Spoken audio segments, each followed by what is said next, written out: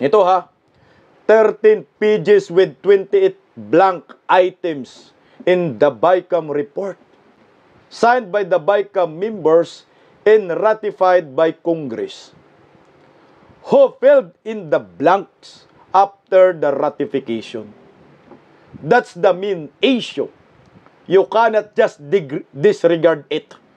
Puta, hindi ho talaga pwedeng isantabi nila ito, guys. Dapat tanungin, dapat sagutin ng Marcos admin ang mga katanungang ito. Sino ang nag-fill in the blanks? Sino yung naglagay ng amount? Kagaya yun sa NIA na ipinakita ng GMA. Blanco. Pero nagiging 56.4 billion pesos. Come on. Magpakatotoo tayo.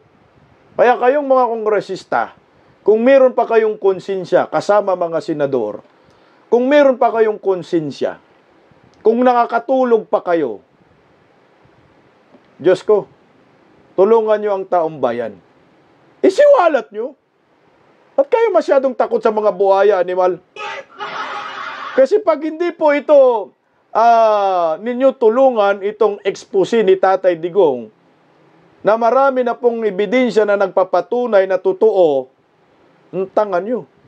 Nagkamali ang mga Pilipino na sa pagboto sa inyo. Magsalita kayo, maawa kayo sa mga kabataan man. Yung kabataan na lang. Yung mga pausbong pa lang na naguhulma ng kanilang mga pangarap sa buhay. 6.3 trillion pesos ang pinag-uusapan. Pinakamalaking budget sa kasaysayan ng Republika ng Pilipinas.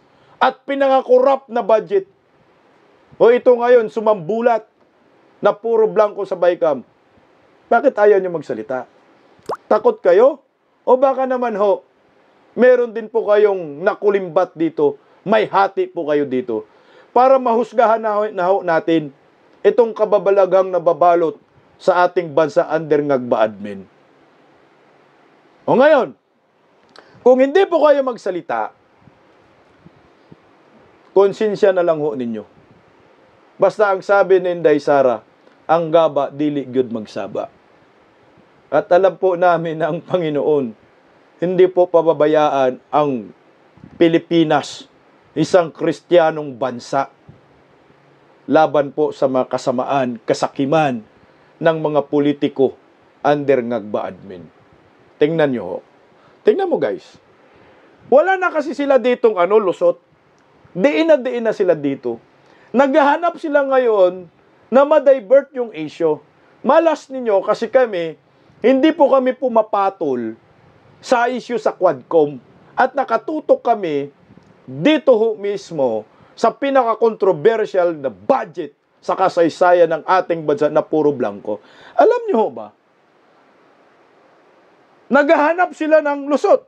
Naghahanap sila ng masisisi. Alam nyo ba sino sinisisi nila dito? Guys, putang na. Hindi na po ito usapin ng kulay-kulay. Usapin po ito ng pagka-Pilipino. Huwag po tayong pumayag na ito ay matakpan lang ng ibang issue. Kailangan araw-arawin natin. Alam mo sino sinisisi nila? At kinukunik dito?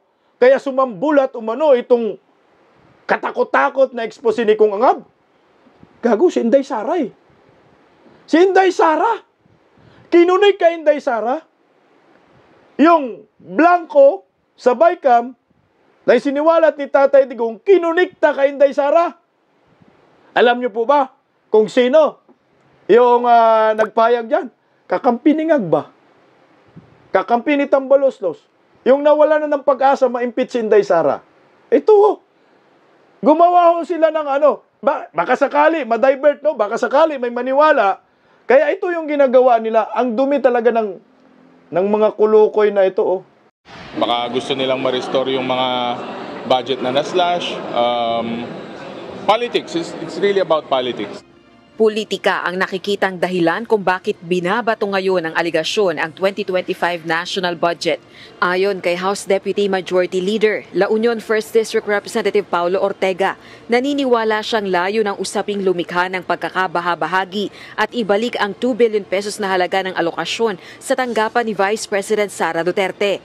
Matatanda ang binawasan ng pondo ng opisina ng Pangalawang Pangulo para sa taong 2025 dahil sa mga kontrobersyang ipinupukol kaugnay ng paggastos ng confidential funds nito.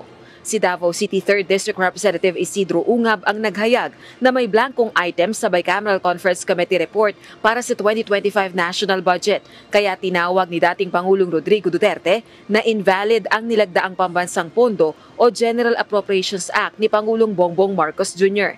It works for them kung may controversy, it works for them kung may problema. Anong rason na maglalabas ka ng mga dokumento na hindi naman po reliable yung source at mga dokumento na may mga blanco at may kulang-kulang naman na pirma. Gayunman, ayon kay Congressman Ortega, wala pa siyang kopya ng ratified BICAM report. Hindi rin miyembro ng BICAM ang mambabatas. Tika, guys, paano niya masabi na ito'y pamumulitika? Na si Vice President Inday Sara ang makikinabang dito sa isiniwalat ni Tatay Digong ni Kung Uab dahil gusto magpadagdag ng budget. Si Inday Sara, sinabi na nga ni Inday Sara, di ba? Bahala kayo. Bahala kayo dyan. Gagana kami dito. 733 million lang yung kay Inday, di ba? Hindi naman siya nagpadagdag. At wala na siyang pakialam. At nakontinto na siya dyan. Pinilit nila yan. Isisi kay Inday Sara. Para kunyari lang matabunan yung kababalaghang ginawa nila. Bakit?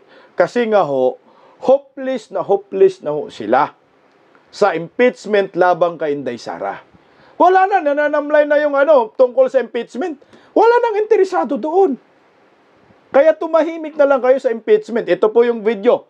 Yung in-interview sa dyan kasi binablock daw ni BBM yung impeachment kay Inday Sara. Pero ito sagot niya, hindi daw binablock. So ibig sabihin may plano talaga pero wala na. Patay na tong impeachment, guys. Hindi naman po totoo 'yon na binablock ng pangulo. Pero yung sa pangulo naman po, kapos sa oras, saka sabi nga niya, parang hindi na naangkop na magkaroon pa ng impeachment. 'Yun naman po yung statement ng pangulo. Naghain naman na po yung Makabayan Block ng impeachment complaint nila. Sabi nga po, iniaantay pa yung mga ibang complaints para minsanan po na matakal if ever po na may oras pa po tayo. Yun ang nagiging concern talaga, yung oras po na natitira sa session. Well, hindi naman siguro malamig, pero parang hindi pa siya napag-uusapan, saka parang hindi pa, dahil nga yung sa time element, medyo hindi pa namin nakikita na angkop siya sa ngayon. But again, sabi ko nga, we still have 2 weeks, so a lot can happen. So walang move from the majority to block the impeachment? Wala.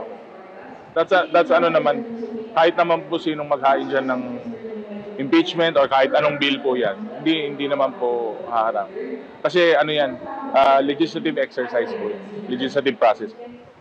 Kung hopeless na kayo, lalamig na po yung impeachment labang kay Inday Sara, at mainit ngayon pinag-uusapan itong national budget na puro blanco sa BICAM, wala po kayong magagawa yan. Huhusgan po kayo ng taong bayan. Wala, hindi nila kaya ito, ma-divert nila yung issue. Hindi Ito yung pinaka iskandalo na ginawa ngayon ng Ngagba admin na hindi pwedeng ito ay kalimutan lang at tabunan ang isyong ito. Hindi pwede tayong papayag dito, guys. Tingnan mo, mga kalaban ni Duterte, kalaban ni Tatay Digong, Makabayan, lahat. Wala nang kulay-kulay Umamin na talagang may blanco. Umuuyon kay Tatay Digong.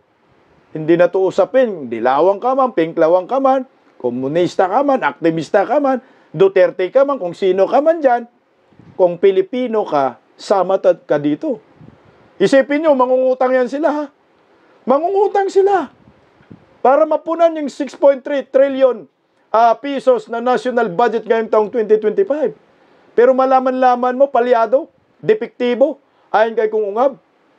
Oh. Lahat kayo, lahat tayo may pakialam dito.